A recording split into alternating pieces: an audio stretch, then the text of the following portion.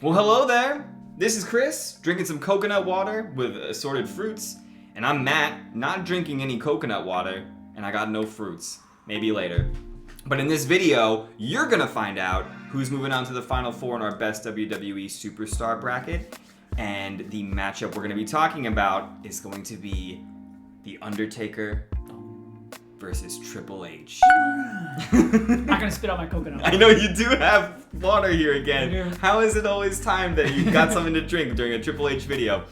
So we throw these brackets up and these polls up for you to vote on all of our social media accounts. We're on all the big ones. You know them by now. YouTube, TikTok, Instagram, Twitter. That was really slow. That was not as fast as I could have said it. It's hard to think of those four because you just want to say like MySpace. You just so badly want to say it. So we're gonna reveal who's moving on between Undertaker and Triple H. This is a matchup between two like mega WWE superstars, and I really could have seen this one going either way. Like Undertaker, for the most part, it's not like he had an easy path, but who was gonna beat Undertaker until he got pretty deep in the run, if we seeded things correctly, obviously. And this to me seems like the first time this could be like a close matchup for Undertaker. So I wasn't sure who was gonna win. I have a question really quick. It doesn't have much to do with wrestling, Cool. but it does have to do with these two wrestlers. Okay. If you could just, change your life, who would you rather be?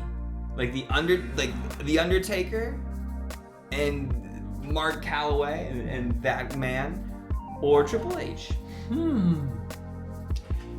You have the same WWE career. You're known for the same things. You're doing the same thing today. So if you're, I would go Undertaker, strictly because he can kind of come and go as he pleases. Triple H is just a lifer. He, loved wrestling. He loved the business so much that I think he's going to be in there till he dies doing creative and whatever he wants to do. I feel like Undertaker now has a little more freedom in his life. He can show up on the Joe Rogan podcast or the Mike Tyson podcast or Kevin Hart and just hang out with them. And he's, reached that legendary status where Triple H still has the goodwill of the company and any of his appearances in mind. He can't be himself. Right. He has to be a representative of WWE until he's no longer with them. And that's how it's been for his entire life. As a wrestler, he was a representative of WWE. Now he is, even though he's not an active superstar. It just kind of feels like his life, what he's doing, he's got a lot of work, and then even when he goes out and gets to do private life stuff, there's these constraints of well, how is this going to reflect WWE if you go out and pull a Jeff Hardy? Right, true.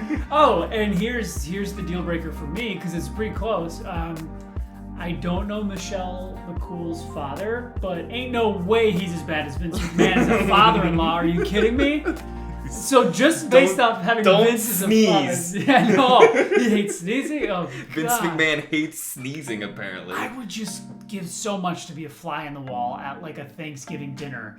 You're trying to talk. Just what do they talk about? You live and breathe wrestling. Is there any the weather, or have you guys caught up on season 4 Peaky Blinders? Yeah, you wonder if there's enough time for them, and if they do watch shows and are following other entertainment. You'd think they probably do. We probably don't know about it, but it's probably very limited. It's probably only some of the most popular, most obvious ones. Yeah, right. Do you have a one you'd rather? I was leaning towards Triple H, but you kind of convinced me that Undertaker would be the better option, because I think, man, as both of us who have wanted to be involved in creative endeavors, and especially for myself, wanted to do writing and things. I know you've done writing as well. Being able to be kind of brainstorming ideas and storylines and concepts and characters for wrestling would be a dream come true. But yeah, Undertaker could write his own children's book if he wanted, and it'd be a bestseller. He could write his own book for adults, and it'd be a bestseller. Right. He's a made man, And he's a legendary wrestler. Everybody respects you. You get to ride motorcycles. I have a motorcycles license. I don't have one. I can't drive a motorcycle. So yeah, it's so close. I mean, it'd be fine. I'd be happy to be either person, but I think I'll go Undertaker. So. Yeah. Who would you say is more likely if there was one more match left in either one of them? Who do you think would do one more match? I think Triple H. I think both are a possibility, but I think Triple H is still young enough and is still involved in the product that at some point down the line, even if it's not as like more of the Triple H aspect, it's kind of as he becomes more of a Vince McMahon, possibly authority figure on screen. And I think he's kind of staying away from that. Yeah. But down the line, in another 5-10 years, it could come up where he feuds with a super over face Austin Theory, and they have like a small match or something. So Triple H is more likely. All we've got to talk about now is, well, who's the better WWE superstar? Undertaker. Why would you go Undertaker? Undertaker because longevity.